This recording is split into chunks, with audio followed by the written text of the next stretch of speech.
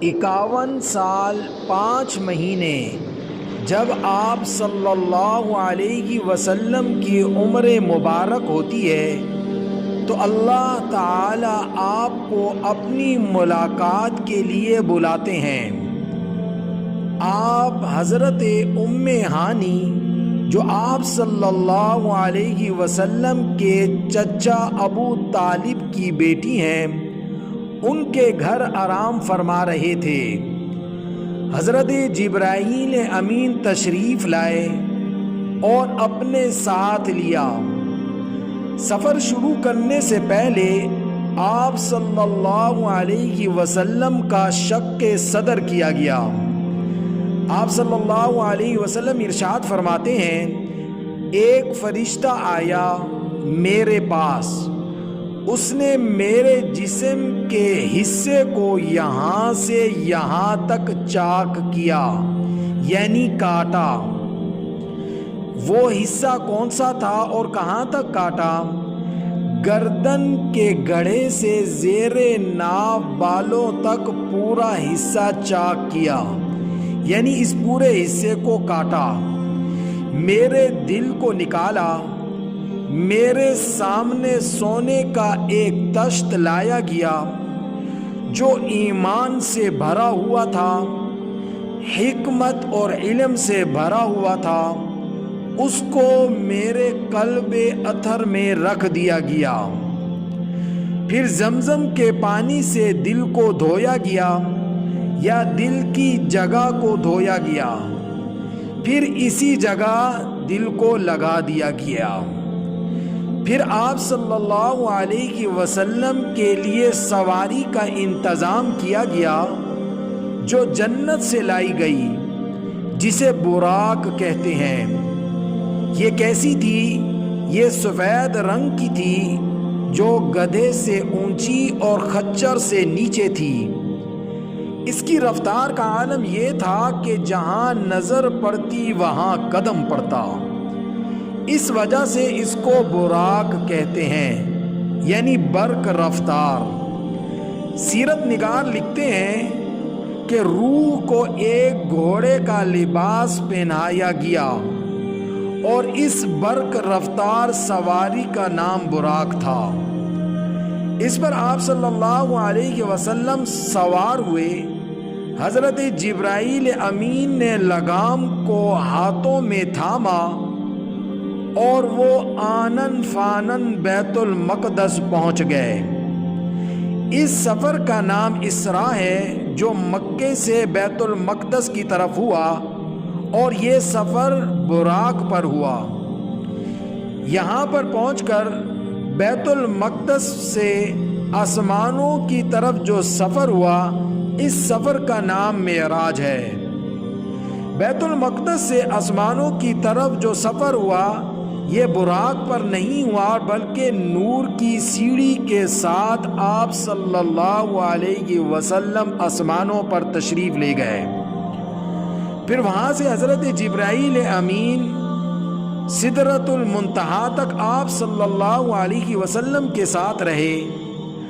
اب سدرۃ المنتہا سے آگے حضرت جبرائیل امین علیہ السلام کو جانے کی اجازت نہ تھی۔ انہوں نے رسول اللہ صلی اللہ علیہ وسلم کے سامنے معذرت ظاہر کی۔ اب سدرۃ المنتہا سے آگے کا سفر رسول اللہ صلی اللہ علیہ وسلم کا رف کے ذریعے سے ہوا، جو ایک تخت تھا۔ اس کے ذریعے سے آپ صلی اللہ علیہ وسلم رب کے حضور پیش ہوئے، جہاں تک آپ صلی اللہ علیہ وسلم کو اس تخت کے ذریعے لے جایا گیا، اور یہ تخت کہاں تک گیا اس کے بارے میں اللہ ہی بہتر جانتے ہیں۔ اور اس طریقے سے رسول اللہ صلی اللہ علیہ وسلم اللہ رب العزت کے سامنے پیش ہو گئے، اور اس طرح اللہ رب العزت اور محمد الرسول اللہ صلی اللہ علیہ وسلم سامنے تھے۔ یہاں پر اللہ رب العزت کی طرف سے بہت سارے انعامات رسول اللہ صلی اللہ علیہ وسلم کو دیے گئے۔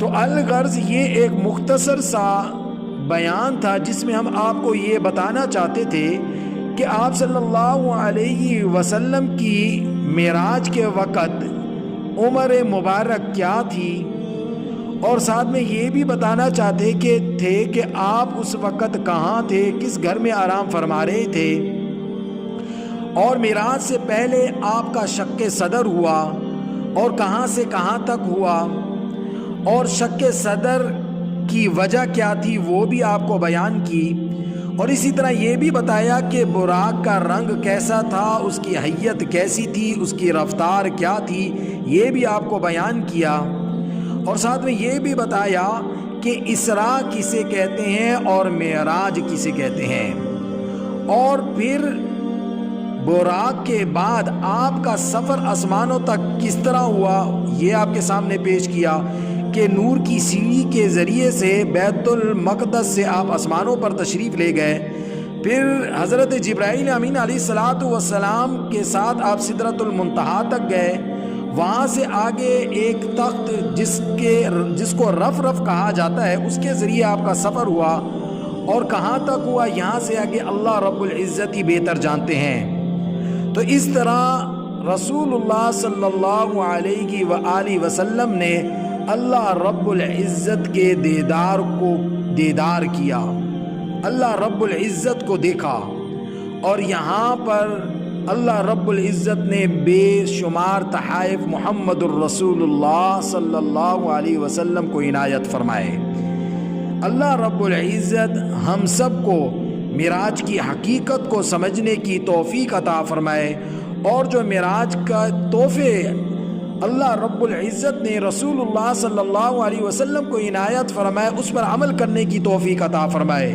ان تحفوں میں سب سے سر فہرست نماز ہے، اور اسی طرح نماز کی ہم سب لوگوں کو پابندی کرنی چاہیے۔ ان تحفوں میں سے ایک تحفہ یہ بھی ہے کہ سورۃ البقرہ کی آخری 2 آیتیں جو ہیں یہ تحفہ عنایت کیا گیا، اس کو ہمیں کثرت سے پڑھنا چاہیے۔ تو یہ وہ تحفے ہیں جو اللہ رب العزت نے اپنے پیارے محبوب کو عطا فرمائے۔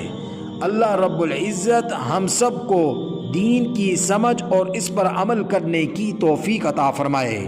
وآخر دعوانا ان الحمد للہ رب العالمین۔